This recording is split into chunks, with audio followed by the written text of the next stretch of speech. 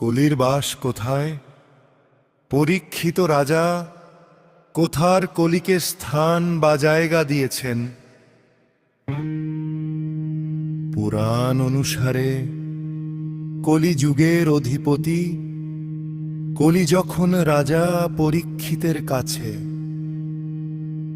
তার বসবাসের জন্য উপযুক্ত স্থান প্রার্থনা করেছিলেন,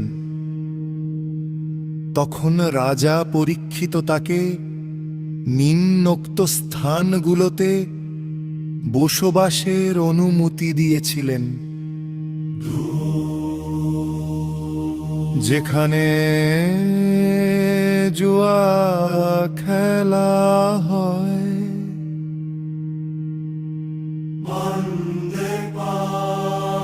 যেখানে মদ্যপান বা নেশা জাতীয়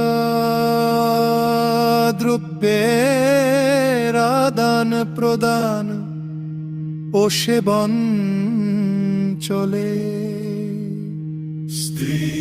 অবৈধ যৌন সম্পর্ক বা ব্যভিচার, যেখানে নৈতিকতাহীন কামজ সম্পর্ক বিদ্যমান, হিংসা বা প্রাণী হত্যা, যেখানে পশু হত্যা বা হিংসাত্মক কাজ করা হয়, সুবর্ণ, যেখানে অন্যায়ভাবে অর্জিত স্বর্ণ বা অর্থের লেনদেন হয়। পরীক্ষিত রাজা মনে করেছিলেন এই স্থানগুলো শুভ এবং কলি এই স্থানগুলোর মধ্যেই সীমাবদ্ধ থাকবে। তবে কলি যখন আরো একটি স্থান চাইল, তখন রাজা তাকে বললেন অনৃত বা মিথ্যা হবে কলির পঞ্চম বা ষষ্ঠ আশ্রয়স্থল। সহজ কথায়, যে কোনো ধরনের অসততা, নেশা, পরস্ত্রী গমন, সহিংসতা এবং অনৈতিকভাবে অর্জিত সম্পদের মধ্যে কলি সর্বদা বিরাজমান থাকে। শ্লোক কোথায় আছে এবং শ্লোকটি পাঠে জানুন। শ্লোকটি শ্রীমদ্ভগবৎ পুরাণের ভাগবত পুরাণ প্রথম স্কন্ধের অধ্যায়ে বর্ণিত আছে। রাজা পরীক্ষিত কলিকে যেখানে বসবাসের অনুমতি দিয়েছিলেন সেই জায়গাগুলো উল্লেখ করে শ্লোকটি হলো। শ্লোক দুদম পানংস্ক্রিয় শুনাযত্রা ধর্মশ্চতুর্থিধ পুনশ্চ যাচমানায় জঘ্ন রূপং দদৌ বিভু ততশ্চ ভর্তিতস্তস্যৈ স্থানানি কলে দদৌ সম পদ্মংস্ত্রয়ং শুনাযচ্চাপ্যশোদদ্বিতীয়কম।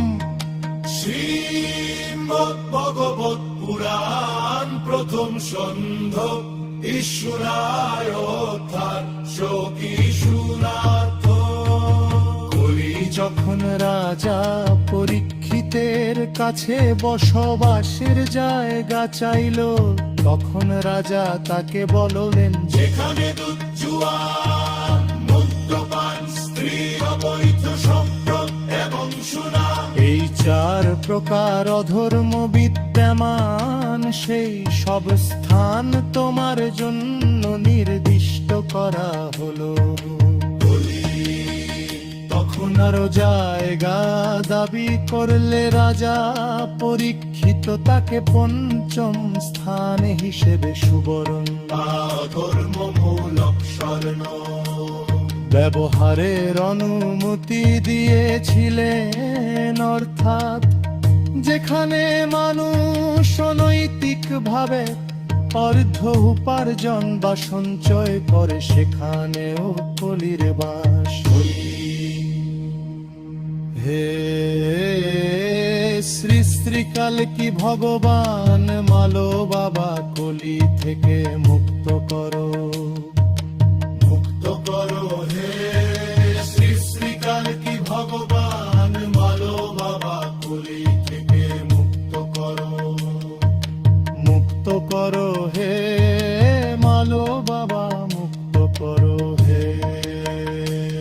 হে শ্রী শ্রীকাল কি ভগবান মালো বাবা কলি থেকে মুক্ত করো, মুক্ত করো হে শ্রী শ্রীকাল কি ভগবান মালো বাবা কলি থেকে মুক্ত করো, মুক্ত করো হে মালো বাবা মুক্ত করো হে। বলো বন্দে বালো বাবা রে,